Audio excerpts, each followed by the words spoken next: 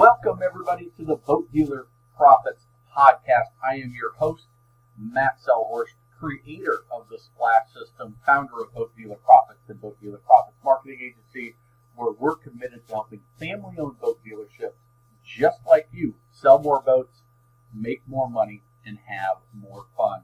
Today, I wanted to do an episode that I just got back recently from a 3-day boot camp at a very successful top 100 dealer, one of the dealers that is looked up to around the country. Obviously, I'm not going to share who they are with the confidentiality and the way our program is structured, but I had the experience, and I wanted to talk about it on this episode of the podcast while it's fresh in my mind. One of the things I discover as I've been doing this for years and years and years now, helping dozens and dozens and dozens of dealerships across North America, one of the things I discover is there's a couple different groups of dealers that we tend to work with. One is the dealership where the ownership or management structure has recently changed. And when I say recently, in the last 3, maybe 5 years or so, where the new owner wants to put their spin on the dealership. They see the opportunity. They see they've been stuck in the old ways. They see they're not taking advantage of technology, of social media, of the different things that are now available that weren't 20, 30 years ago when their father, grandfather, or their in-law family started the business. And they say, you know what? We're gonna take advantage of this new stuff. The other is a dealership where they are the original family or the next generation has been in charge for years and years, and they see the writing on the wall. They see that if we continue doing things the way we've always done them, our level of success is going to start dropping off. And these are dealers that tend to be highly successful in their current setup, and yet they recognize the fact that they're missing something. Now, a lot of times when we initially have the conversation, they're not even sure exactly what they're missing. They kind of have that gut feeling that, you know what, things have been changing drastically lately, and we haven't been able to keep up with the changes. And for some dealers, it's, we're still doing the marketing like we used to do 20 years ago. We still are using the same technology and the same processes that we used to 10, 15 years ago. Our sales process, our sales follow-up process hasn't changed dramatically in the last 5, 10 years as the consumer has changed. And they're just, although their results are still good, although they're still a player in the local market, and sometimes even a dominant player, as this particular dealer was, they still just have that sense that we should be doing things different. And sometimes the owner's smart enough to say, and I don't know the answer, but I'm looking for somebody that can help me and do it in a way that we would never be able to come up with ourselves.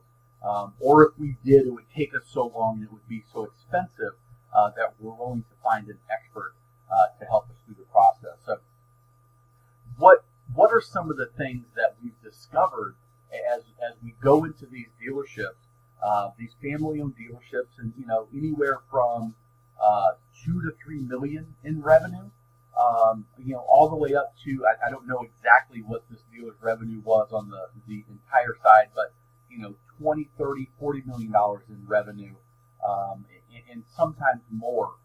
But what we see consistently is that if you looked at their business 10 years ago and you looked at their business today, you would not see many changes, if any, in the way that they actually sell boats, the way they approach the sales and marketing process. So their marketing tends to be very much brand building, getting their name out there, putting boats on the listing services like Boat Trader and Yacht World and Boats.com and Only Inboards and all of those types of places. maybe listing some posts on Craigslist and on their website. But outside of that, they're not using things like social media. And when I say social media, I mean social media effectively. They may have somebody making some posts, some random posts here and there. They may even have a company that puts some funny quotes online or some funny pictures or tries to engage their audience. But they aren't using things that have been proven to work in other industries. And we've proven to work in the marine industry, but just aren't that common. Things like Facebook ads. Now, when I say Facebook ads, I'm not talking about a boosted post where you go in and you make a post and you get some people commenting on it and then you put $50 towards it and you boost it up so it's seen by more people. I'm talking about actual Facebook ads which allow you to be much more targeted, including targeting people that have already been to your website.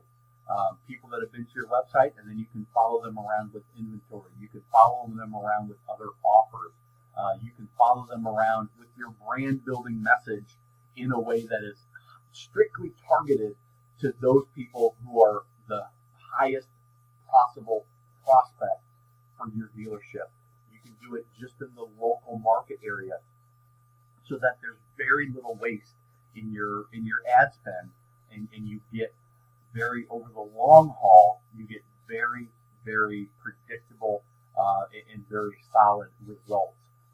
But it takes more than just, we're going to do Facebook, and you put some posts up there, or you put some pictures, maybe you put some inventories, and you boost a post, and it's sort of willy-nilly without much strategy. So that's one thing we see.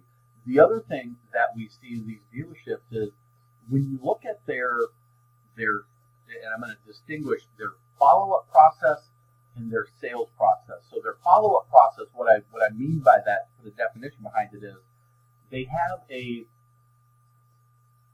lead that comes in, and that lead either goes non-responsive, so they stop replying to the emails, or they never reply to your emails and your phone calls and your text messages, or at some point they make the decision not to buy a boat, and the salesperson stops their manual follow-up, their phone calls, their one-off emails, and their one-off text messages, and they go just into the database. Hopefully, in some cases we see there's not even that level of sophistication, but they go into the dead lead pile, is what I call it, and they just sit there.